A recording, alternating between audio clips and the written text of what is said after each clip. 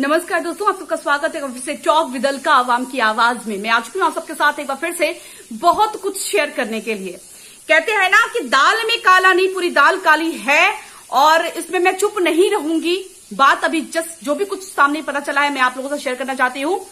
ममता के केस में एक बहुत बड़ा खुलासा हुआ है। ममता के केस में जिसको लोग लीपापोती कर रहे थे, लोग छुपा रहे थे, लोग कई तरह के प्रोपेगेंडा बना रहे थे, धमकियां दिलवा रहे थे।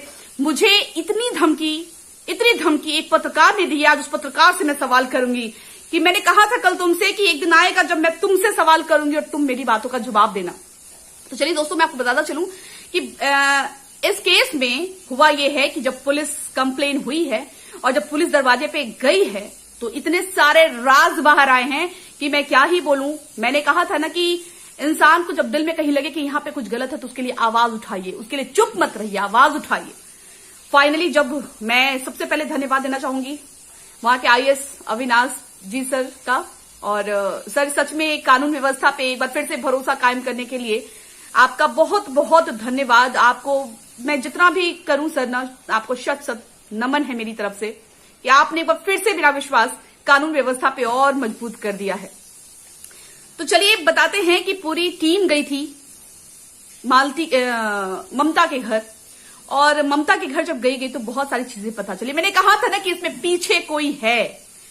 मैंने कहा था सुबह 7 बजे महादेव के जाने का क्या रीजन हो सकता है, महादेव क्यों गया 7 बजे। तो मैं बताते चलूं आप लोग को कि जैसा बताया गया है मुझे कानून प्रशासन के द्वारा और उनके द्वारा, तो मैं नाम नहीं बताऊंगी। और पता चला है कि इन्होंने ये बयान दिया है कि सामने वाले उनके प्रेमी से, जो प्रेमी थे उनके, उन प्रेमी से ममता की झड़प हुई और ममता के साथ लड़ाई हुई और इन लोगों के बीच में हाथापाई भी हुई है, थप्पड़ भी पड़े हैं।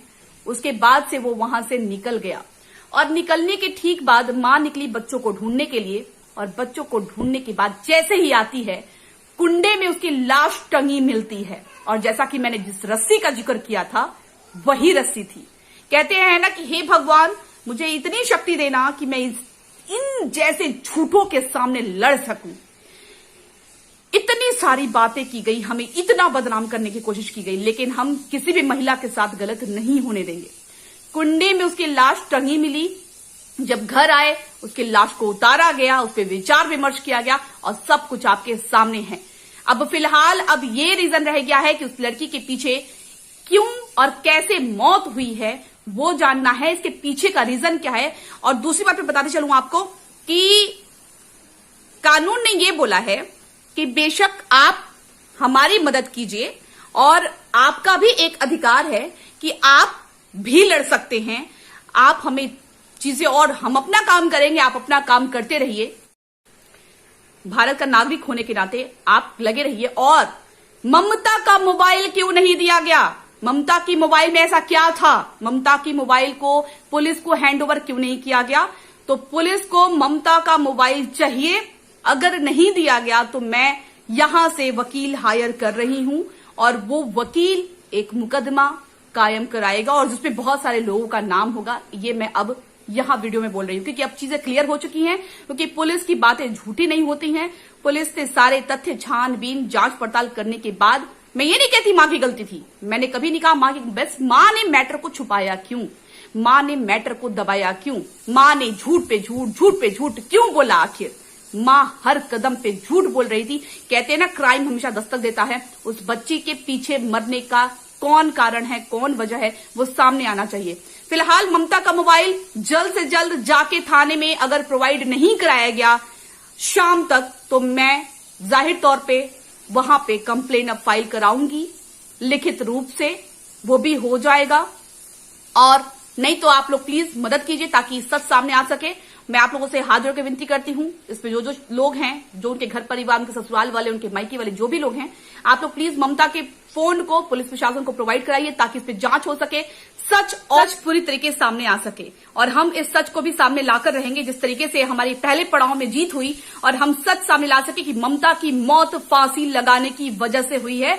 और ममता की मौत में एक बार फिर से बताते चलूं कि ममता की मौत कुंडे में उनकी लाश लटकी हुई मिली थी, जिस पर उनकी मां के आने के बाद उसको उतारा गया। मां ने देखा, मां पे क्या बीती होगी।